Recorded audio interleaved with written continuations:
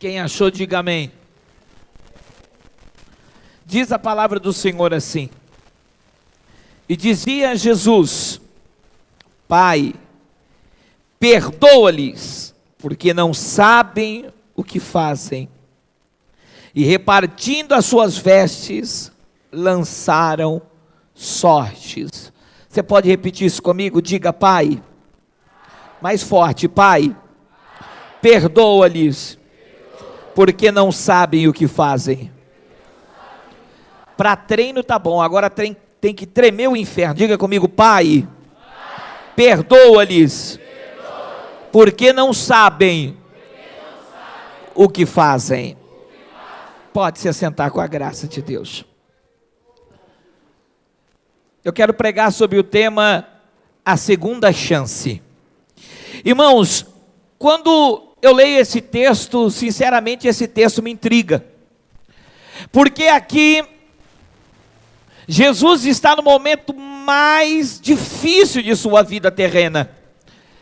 Ele está em um momento em que foi condenado, julgado, humilhado, sofreu as mais terríveis dores.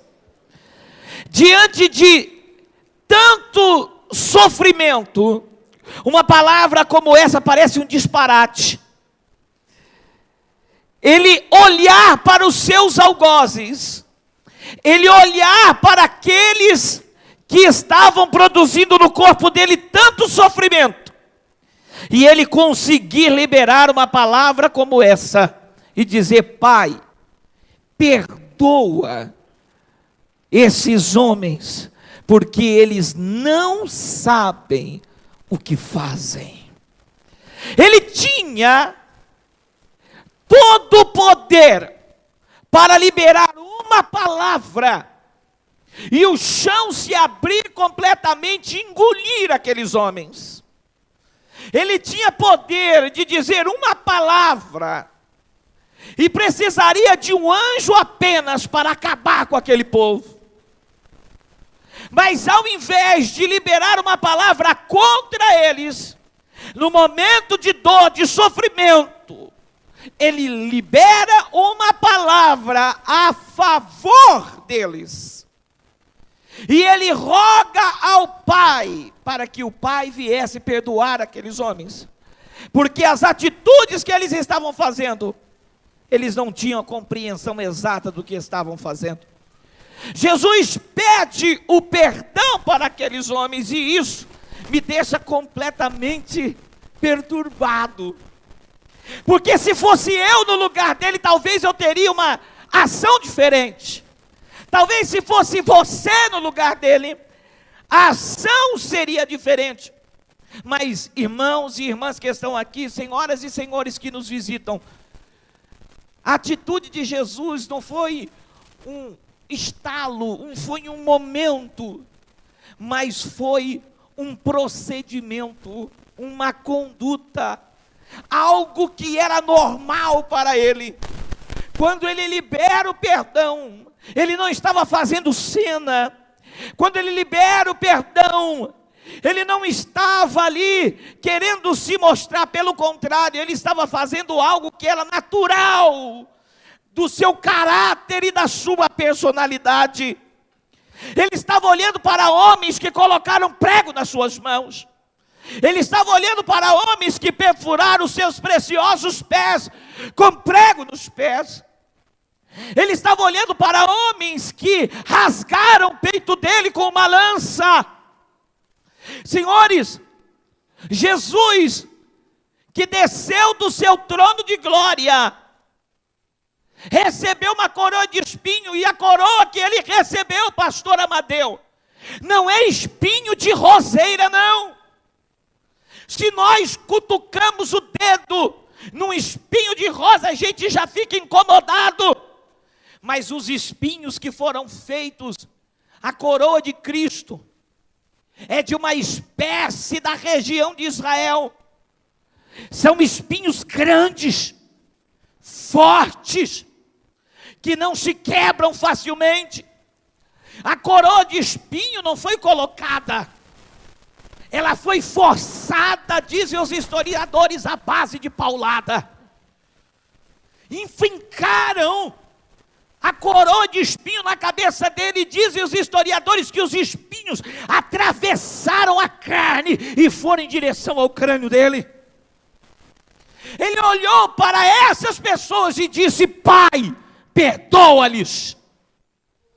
Ele olhou para aquelas pessoas que pegaram um chicote, não é um chicote comum, porque quando eu era pequeno, meu pai ia me corrigir, ele pegava um cinto para me corrigir, uma varinha para me corrigir, aquilo doía, mas não foi um cinto, um pedaço de corda, não, eram pedaços de ossos e ferros da ponta do chicote, que quando bateram na carne dele, arrancavam pedaços de sua carne, mas mesmo assim, ele disse: Pai, perdoa-lhes, porque eles não sabem o que fazem.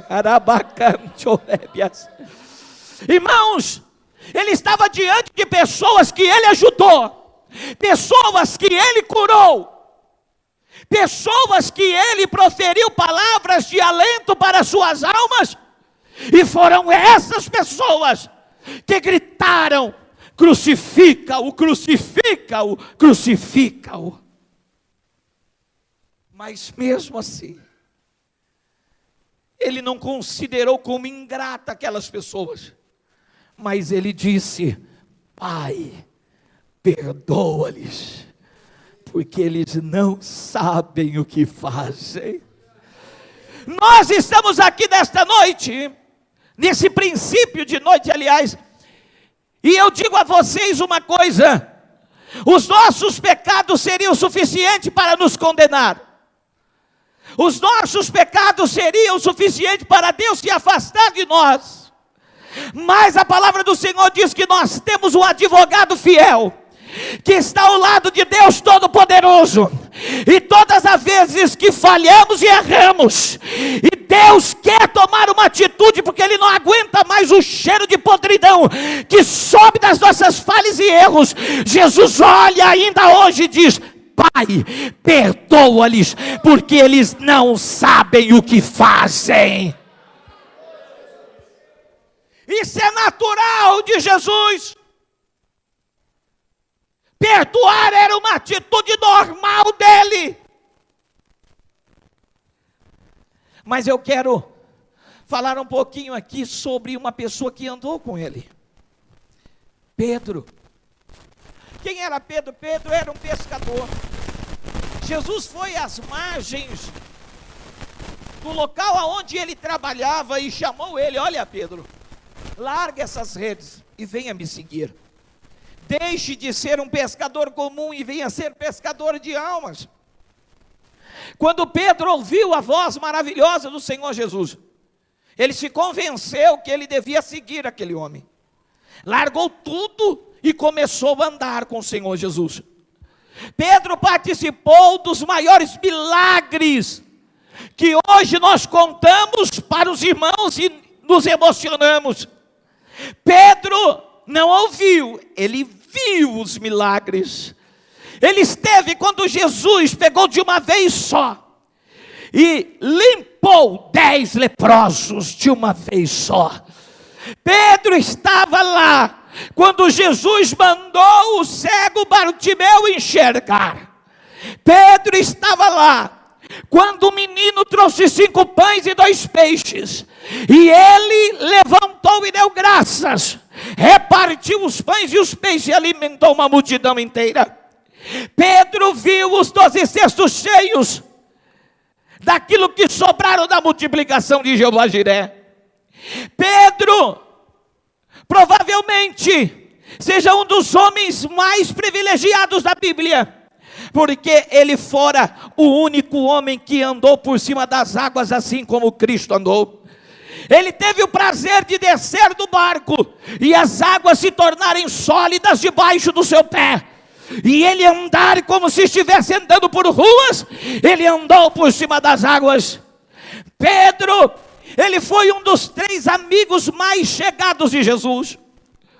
Jesus convocou 3 pessoas ao alto do Monte da Transfiguração, e ali se revelou, não como homem filho da Maria, mas como o Filho de Deus. A Bíblia diz que os olhos deles foram abertos, e eles viram a Cristo como Ele é de verdade. Pedro, João, eram pessoas privilegiadas.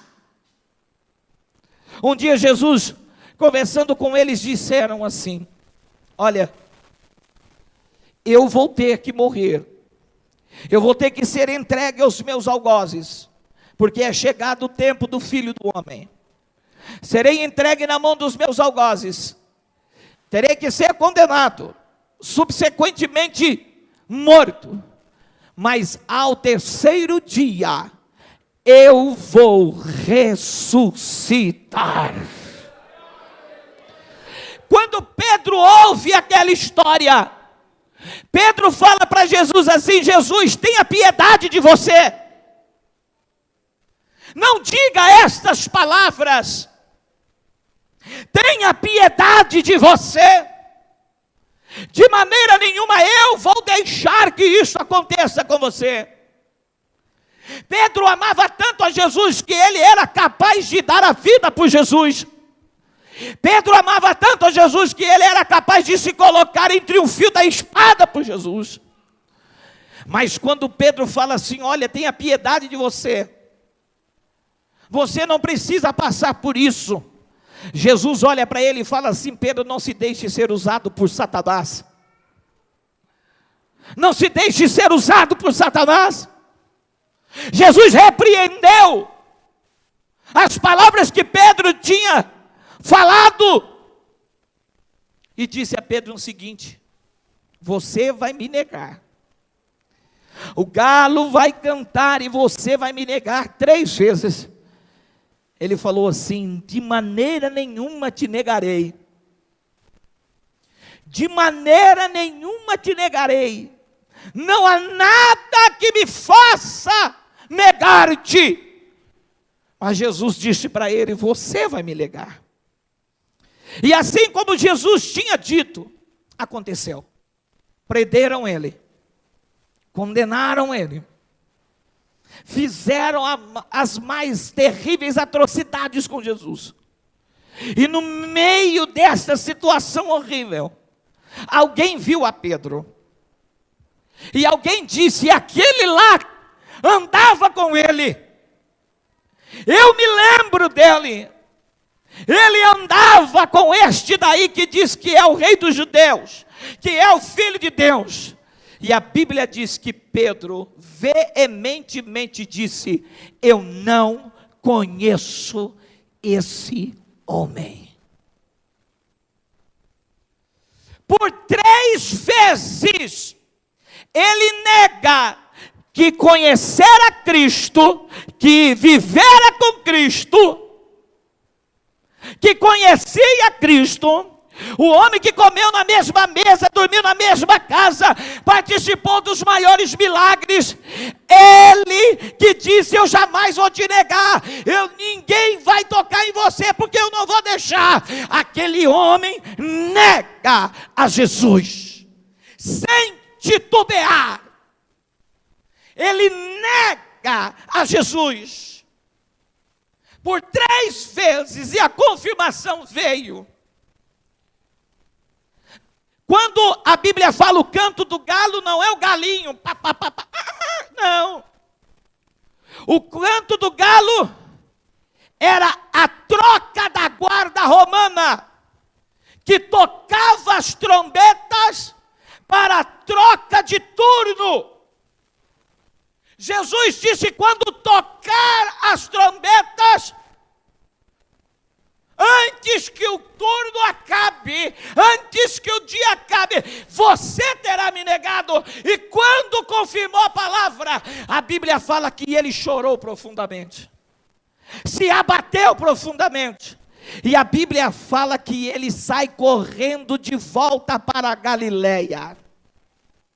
Irmãos, sinceramente, Pedro não podia ter feito aquilo. Pedro tinha que ter sustentado a sua palavra. Ele não podia, ele foi um canalha, um cafajeste. Ele não podia ter negado a Jesus.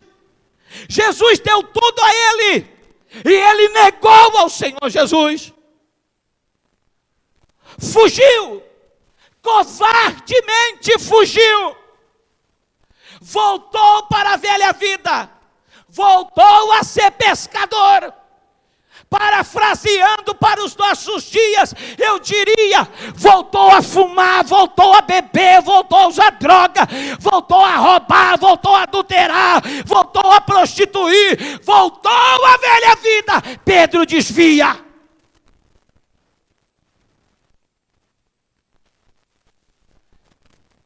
Porém, Jesus ele disse: eu vou ser preso, eu vou ser morto, mas eu vou ressuscitar. A sepultura não vai me segurar, a sepultura não vai me deter. Ao terceiro dia eu estarei vivo novamente. Aleluia. Olha para o teu irmão, para uns 2, 3 pessoas e diga para ele: não se esqueça da palavra de Jesus.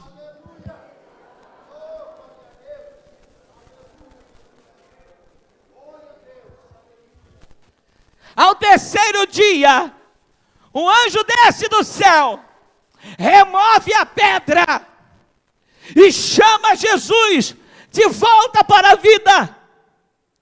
E eu quero lembrar aos senhores que Jesus, ele poderia ter ido em tantos lugares, mas Jesus foi atrás do Pedro.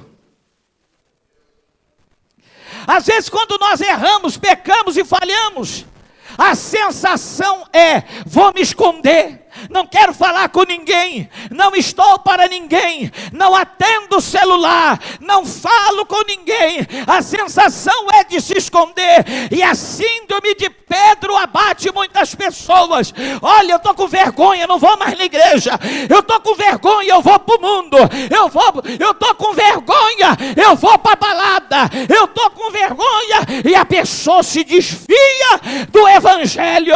Mas saiba de uma coisa: em nenhum momento da Bíblia você vê João indo atrás de Pedro, você não vê Maria indo atrás de Pedro, mas você vê Jesus indo atrás de Pedro. Quantas vezes, meu irmão, as pessoas viram as costas para você, não te liga, não te visita, não quer saber nada da tua vida. Mas saiba de uma coisa: não adianta tu se esconderes, o meu Senhor Jesus vai aonde você está.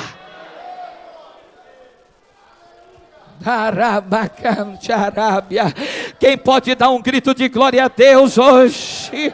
Quem pode levantar a tua mão e dar um grito de glória a Deus? Levanta o dedo de profeta, leva na ponta do nariz do irmão que está do teu lado e fala para ele: não adianta se esconder, Jesus vai atrás de você. Fala para ele: Jesus vai, Jesus vai, Jesus vai, Jesus vai, Jesus ele vai atrás de você, ele vai lá naquela esquina atrás de você, ele vai lá naquele boteco atrás de você, ele vai na balada atrás de você, ele vai atrás de você novamente. Nós vivemos em um mundo de intolerâncias. Se errou, tem que ser condenado. Nós vivemos em um mundo em que as pessoas não sabem perdoar. Nós vivemos em um mundo da lei do olho por olho e dente por dente. Se errou, tem que pagar. Se errou, vai ser condenado. Se errou, tem que ser expulso da igreja. Se errou, não pode fazer mais nada por ele. Mas Jesus contraria tudo isso. Jesus contraria tudo isso. Porque se fosse um qualquer, ele falar: aquele camarada me negou, Ele falou que ia me servir, que ia estar do meu lado e nunca ia me negar, e me negou, caboclo sem vergonha. Eu não quero saber dele. Não, Jesus foi atrás do Pedro. Meu irmão, Deus tem mais compromisso com a tua alma do que com aquilo que você fez de errado. O que você fez de errado, Ele apaga com o sangue de Jesus, porque Ele ama a tua alma e Ele quer te salvar.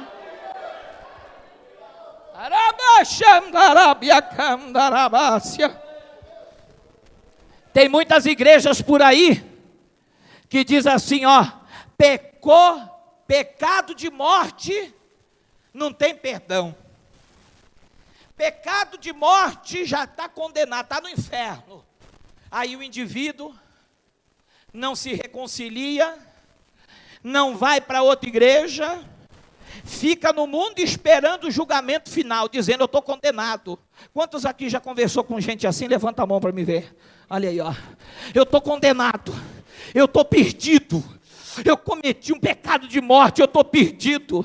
Agora eu pergunto a vocês que estão aqui nesta noite, isso não existe na Bíblia. Eu pergunto, esses homens que condenaram essas pessoas, vai lá alguém que está aqui, aí eu vou falar porque eu não tenho trava na língua, vai lá para aquele ancião e fala para ele, mostra aqui a tua mão, e veja se na mão daquele cara tem o prego marcado.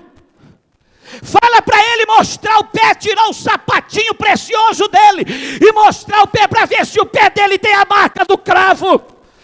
Fala para ele mostrar a testa dele para ver se tem a marca do espinho que entrou na cabeça. Fala para ele mostrar para você o peito que foi rasgado. Meu irmão, não é homem de carne e osso que vai condenar ninguém, não. O único que pode libertar, salvar e condenar é aquele que morreu, mas ao terceiro dia ele ressuscitou.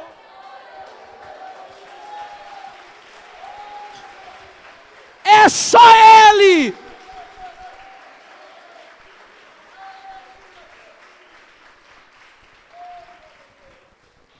Vem cá, Pedro, vem cá. Vem cá. Pedro, já me falaram que eu estou judiando demais do Amadeu. Mas eu gosto do Amadeu. O Pedro desviou. Desviado não fica bonitinho assim não. Abre a camisa aqui.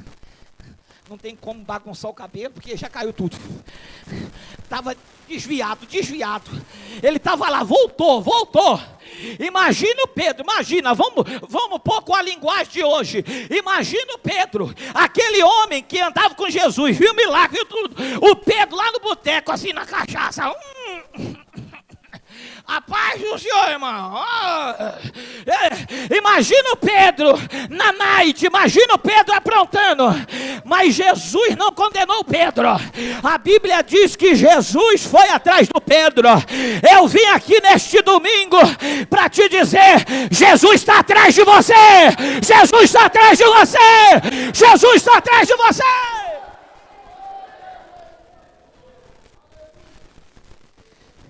Eu fico imaginando a cabeça do Pedro. O que estava na cabeça dele, os pensamentos, não é verdade, gente? Porque tem momentos em nossa vida que a nossa cabeça está a milhão, não é? É tanta coisa passando pela cabeça, a gente pensa, a gente mesmo repreende, e aquela coisa, e o desejo vem e vai embora, e aquela coisa, a cabeça fica uma confusão. E eu penso no Pedro dessa maneira. Ele podia imaginar qualquer pessoa ir lá, mas menos aquele que tinha acabado de chegar. De repente, ele escuta de novo a voz: Pedro.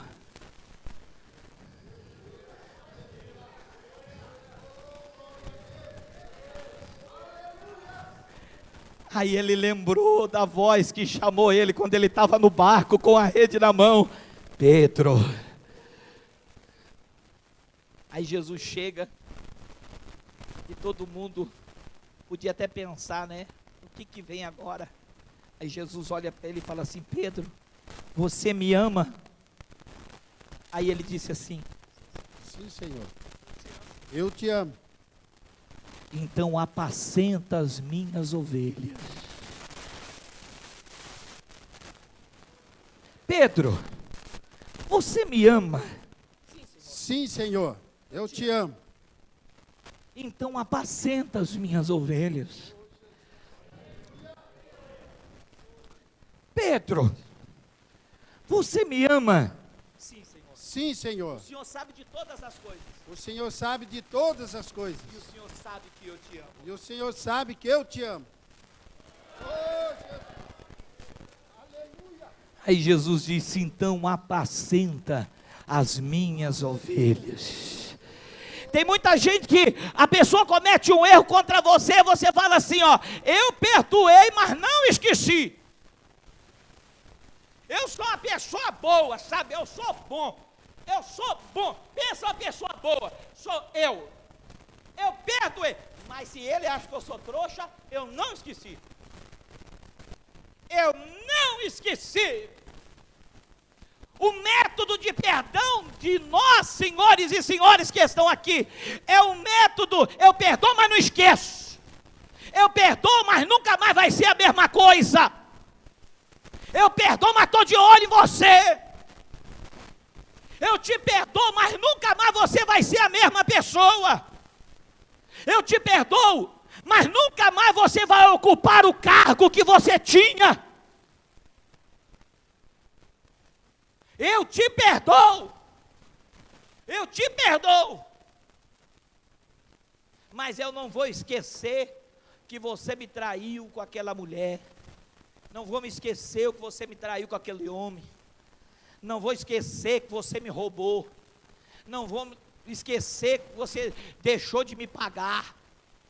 Eu não vou esquecer aquela. Eu te perdoo porque eu sou filho de Deus. Mas não esqueço do que você falou para mim dentro da igreja. Eu não esqueço o que aquele diácono fez comigo. Eu não esqueço o que aquele pastor fez comigo. Isso não é perdão. Porque quem perdoa, não perdoa por etapas. Quem perdoa, perdoa no molde de Cristo.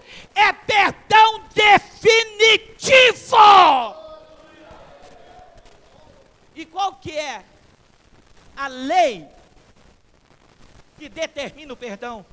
É a lei do amor. Jesus perguntou para ele o que primeiro? Você me ama? Aí ele respondeu o quê? Eu te amo.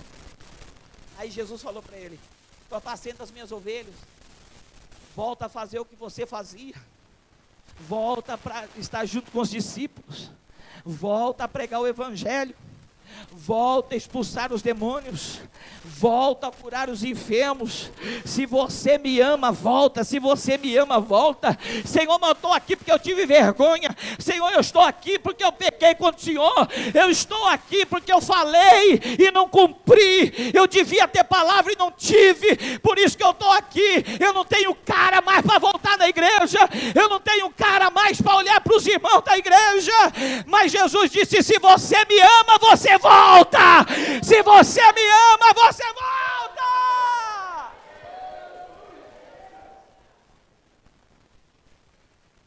Deus abençoe Pedro. Não importa o que você fez, se você ama, você tem que voltar. Se você ama Jesus, volta a fazer o que você fazia. Se você ama Jesus, volta a trabalhar no louvor. Se você ama Jesus, volta a trabalhar no diaconato. Aí eu não tenho condição de trabalhar no diaconato. Tem sim. Se você ama Jesus, você volta. Eu não tenho condição de pregar a palavra. Se você ama Jesus, você prega de novo. Eu não tenho condição de orar por enfermo, porque eu tô destruído por dentro. Se você ama Jesus, você ora pelos enfermos de novo. Você expulsa os demônios de novo. Se você ama Jesus, você não vai ficar isolado, porque a Bíblia fala que aquele que se isola atenta contra a própria sabedoria. Jesus está dizendo, você me ama, então volta.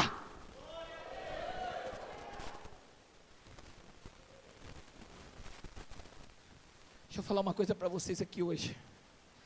Aquele que tem alegria em perdoar, ele está aqui nesta reunião hoje. Jesus é especialista em dar segunda chance. Quando ele estava na cruz, de um lado um ladrão, do outro lado outro ladrão. Aí um deles falou assim: ó,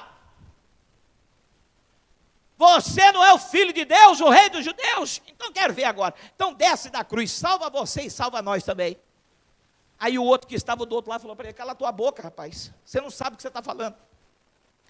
Nós merecemos estar aqui, mas ele não. Nós fizemos por merecer essa morte, mas ele não.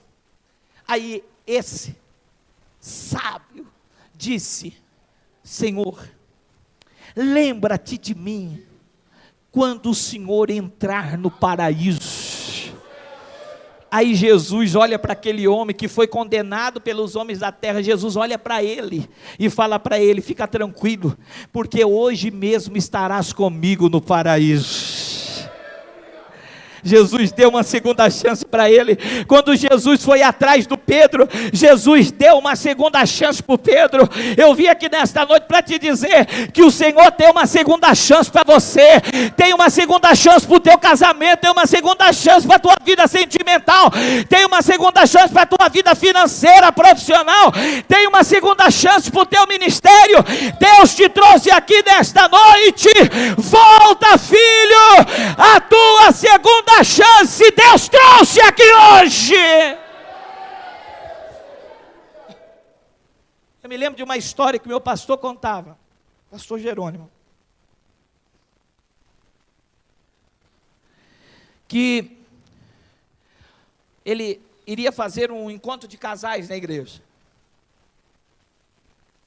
E quando ele anunciou o encontro de casais, terminou o culto, ele estava assim orando pelas pessoas, tal, atendendo, e um senhor veio e falou assim: pastor, eu posso vir no encontro de casais? O pastor rapidinho falou: pode, e continuou atendendo as pessoas, mas não perguntou cadê a mulher dele, onde estava a mulher dele, não fez nada, só falou para ele vir. No dia do encontro de casais, ele chegou e sentou na primeira cadeira. A bem da verdade, foi o primeiro a chegar. Sentou-se, ouviu a palavra, chorou, arrependeu, e naquela noite aceitou Jesus como Salvador. Veio na frente e aceitou a Cristo. Um mês depois, batizou-se nas águas. Batizou nas águas. Dentro daquele mês, foi batizado com o Espírito Santo. A vida do homem mudou. Ele era o primeiro a chegar na igreja com a sua Bíblia debaixo do braço, sempre muito alegre, cumprimentando os irmãos. E o pastor Jerônimo de olho nele durante um ano. Como a igreja estava precisando de pessoas para o diaconato, e o pastor Jerônimo estava de olho nele, chamou ele e falou assim: irmão, eu preciso falar com o senhor, vamos ali no meu gabinete.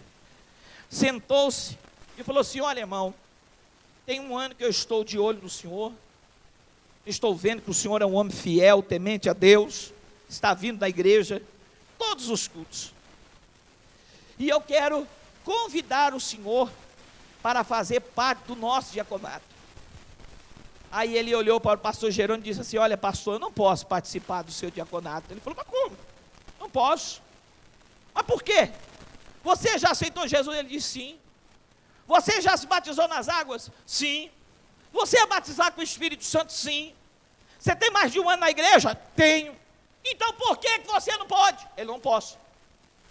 E ficou aquela briga: pode, não pode, pode, não pode, pode, não pode, pode, não pode. O homem ficou nervoso, levantou e ia embora. O pastor falou: pelo amor de Deus, rapaz, você me deixou confuso. Fala para mim por que você não pode. Porque para mim não tem nada que te desabone. Fala para mim por que você não pode. Ele falou: o senhor quer ouvir mesmo? Quero. Então senta, eu vou falar para o senhor.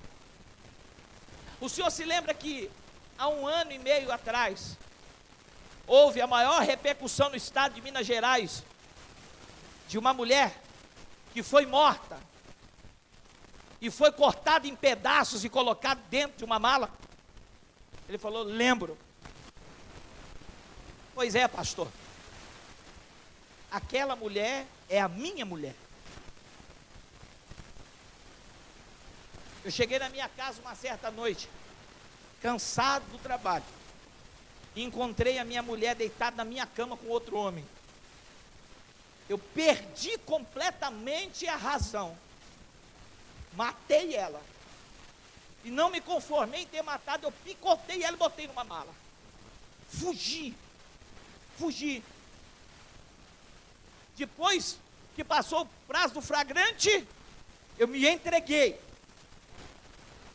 Como não fui pego em flagrante, me libertaram para responder em liberdade até o dia do julgamento.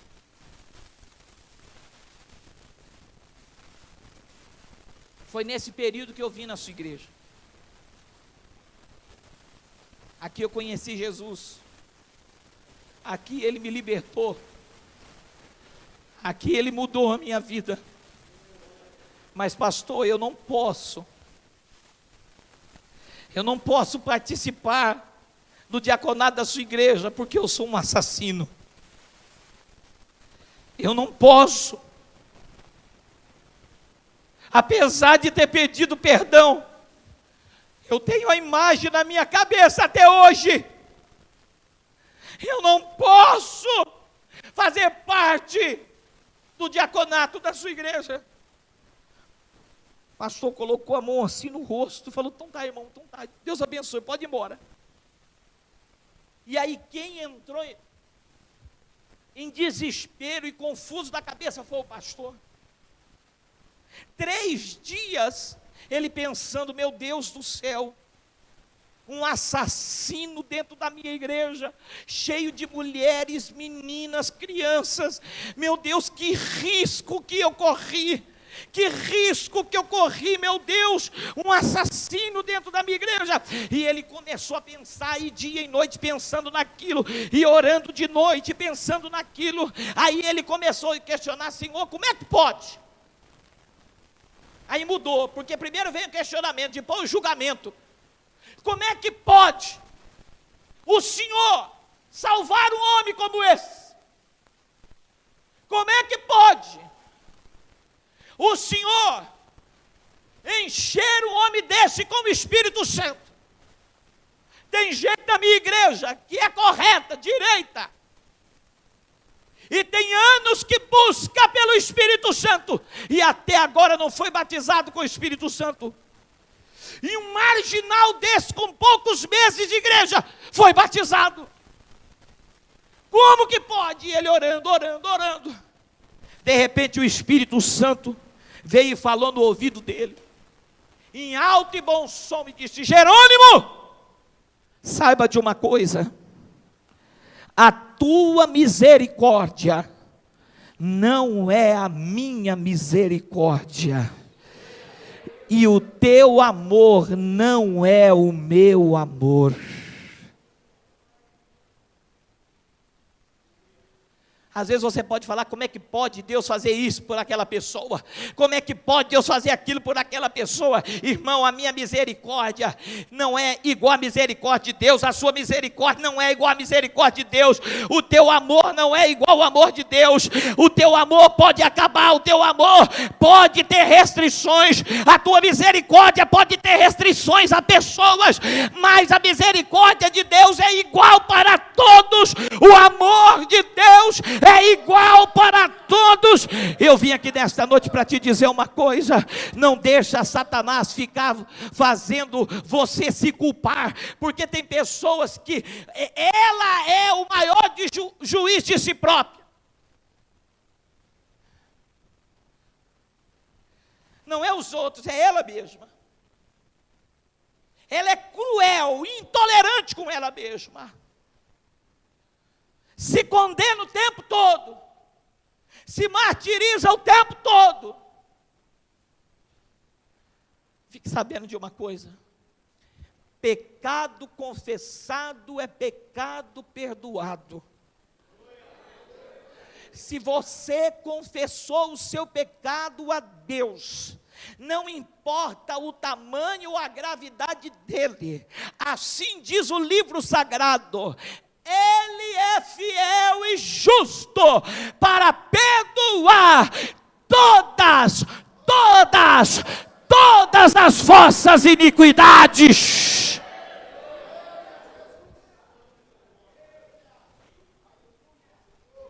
Eu me lembro, aconteceu isso de modo nacional, com aquela atriz da Globo de muitos anos atrás, que foi assassinada pelo Guilherme de Pádua. Quem lembra disso? Foi uma comoção geral, todo mundo falando, rádio, televisão, todo mundo, jornais, todo mundo falando. E aí ficaram sabendo que ele tinha se convertido, e estava frequentando a igreja batista da Lagoinha. A maioria das pessoas do Facebook, porque eu nunca vi um lugar para condenar os outros igual o tal do Facebook. No Facebook, rede social, falando assim, o quê? Agora diz que é crente, agora diz que é de Deus, assassino, matou a moça. Irmãos, escute uma coisa, não importa a gravidade do pecado que a pessoa cometeu, se ela reconheceu o seu erro e pediu perdão a Deus, ela não tem que carregar um fardo que não é mais dela, ela não tem que ser condenada por algo que Deus perdoou.